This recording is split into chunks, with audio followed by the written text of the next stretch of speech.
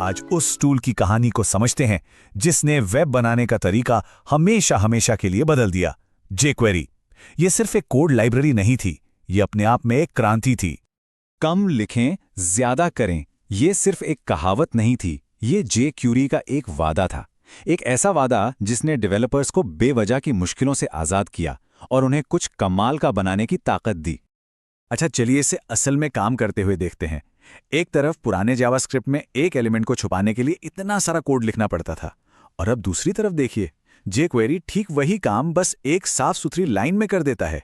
यही वो वाह वाला पल था जिसने डेवलपर्स को अपनी तरफ खींच लिया। तो सवाल यह है कि इस क्रांतिकारी टूल की जरूरत आखिर पड़ी ही क्यों?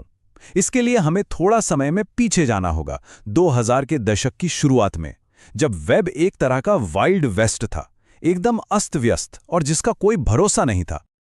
उस दौर को ब्राउज़र वॉर्स के नाम से भी जाना जाता था, और यकीन मानिए, डेवलपर्स के लिए ये एक बुरे सपने जैसा था। आप जो कोड लिखते थे वो एक ब्राउज़र में तो बढ़िया चलता था, लेकिन दूसरे में जाकर पूरी तरह बिखर जाता था। ये टाइमलाइन उस बिखराव को साफ दिखाती है। नेटस्केप ने जावास्क्रिप्ट पेश किया तो माइक्रोसॉफ्ट ने अपने खुद के वर्जन जेस्क्रिप्ट के साथ जवाब दिया। नतीजा, एक टूटा हुआ वेब जहां डेवलपर्स को हर ब्राउज़र के लिए अलग अलग कोड लिखने पर मजबूर होना पड़ता था। इससे इनोवेशन की रफ्तार भी धीमी पड़ गई थी। सोचिए, डेवलपर्स हर दिन इन मुश्किलों से जूझ रहे थे। वेब पेज का जो ढांचा होता है, जिसे डॉम कहते हैं, उसे बदलना एक भूल भुलैया जैसा था। यूजर के क्लिक या की प्रेस को संभालने का कोई एक स्टैंडर्ड तरीका नहीं था, और स्मूथ एनिमेशन बनाना तो लगभग नामुमकिन ही था। वेब को एक सॉल्यूशन की सख्त जरूरत थी। और फिर उसी उथल-पुथल के बीच से एक हीरो उभरा, एक ऐसा टूल जिसने सब कुछ आसान बनाने का वादा किया, जेक्वेरी। जानते हैं जेक्वेरी की सुपर पावर क्या थी? Cross browser compatibility. ये एक यूनिवर्सल ट्रांसलेटर की तरह काम करता था, जो ये पक्का करता था कि डेवलपर का लिखा एक सिंपल सा कोड इंटरनेट एक्सप्लोरर से लेकर फायरफॉक्स तक हर ब्राउज़र पर एक जैसा ही काम करे। जेक्वेरी का जो मूल सिद्धांत था वो बहुत ही खूबसूरत और सरल था। सबसे पहले CSS सेलेक्टर्स का इस्तेमाल करके पेज पर कुछ ढूंढो, फिर उस पर कोई एक्शन करो, उसे छिपाओ, दिखाओ या उसका रंग बदल दो, और ये सब कुछ एक ही आसानी से पढ़ी जाने वाली लाइन में हो जाता था। यहाँ एक और गेम चेंजर था, एजैक्स, मतलब सर्वर से डेटा लाना पहले बहुत ही पेचीदा काम हुआ करता था। जेक्वेरी ने इसे एक ही सिंपल से फंक्शन से बहुत आसान बना दिया। इसकी वजह से डेवलपर्स के लिए बिना पेज रीलोड किए डायनामिक ऐप जैसे एक्सपीरियंस बनाना मुमकिन हो गया। तो इस जादू के पीछे का राज क्या था? चलिए जरा अंदर झांककर देखते हैं और उस इंजन को समझते हैं जो जेक्वेरी को चलाता है। जेक्वेरी की ताकत कुछ मुख्य हिस्सों पर टिकी हुई है। इनमें से हर एक को वेब डेवलपमेंट की एक खास सिरदर्द बनी समस्या को हल करने के लिए बड़ी ही सावधानी से बनाया गया था। जेक्वेरी के दिल में था सिजल सेलेक्टर इंजन। यही वो पावर हाउस था जिसने डेवलपर्स को जाने पहचाने CSS सिंटैक्स का इस्तेमाल करके पेज पर किसी भी एलिमेंट को बिल्कुल सटीक तरीके से टारगेट करने की आज़ादी दी, और सबसे ज़रूरी बात, ये हर ब्राउज़र में मजबूती से काम करता था। डॉम यानी डॉक्यूमेंट ऑब्जेक्ट मॉडल असल में एक वेब पेज का लाइव ढांचा होता है।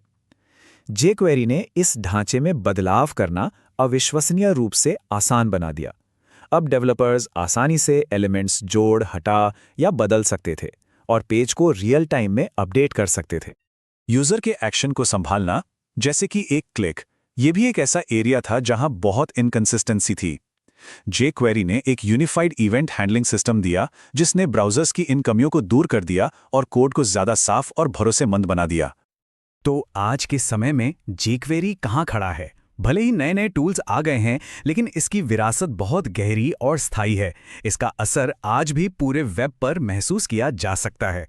ये आंकड़ा शायद आपको चौंका दे, लेकिन W3Techs के मुताबिक आज भी दुनिया की टॉप 1 करोड़ वेबसाइटों में से 77% से ज्यादा जेक्वेरी पर ही चलती हैं। ये वाकई एक हैरान कर देने वाला आंकड़ा है। इसे सही से समझने के लिए देखिए जेक्वेरी का मार्केट शेयर रिएक्ट और Vue.js जैसे मॉडर्न फ्रेमवर्क्स को भी कितना छोटा बना देता है। ये इसकी मजबूती और विश्वसनीयता का एक जबरदस्त सबूत है। लेकिन जेक्वेरी की असली विरासत सिर्फ कोड की लाइनों से कहीं बढ़कर है। इसके जो मूल विचार थे वो इतने असरदार थे कि वो अब वेब के स्टैंडर्ड बन चुके हैं। एलिमेंट्स को चुनने की जो सादगी जेक्वेरी ने पेश की थी वो अब सीधे ब्राउज़र्स में ही मौजूद है। इसने ये साबित कर दिया कि एक सही टूल लाखों डेवलपर्स की ज़िंदगी को बेहतर बना सकता है। असल में जेक्वेरी ने वेब डेवलपमेंट में सोच का एक नया तरीका पैदा किया। मुश्किल चीज़ों को सरल बनाओ, कंपैटिबिलिटी को प्रायोरिटी दो और डेवलपर के एक्सपीरियंस को सबसे आगे रखो। ये सिर्फ एक लाइब्रेरी नहीं थी, ये सोचने का एक नया तरीका था। और ये हमें एक आखिरी सवाल पर लाकर छोड़ता है।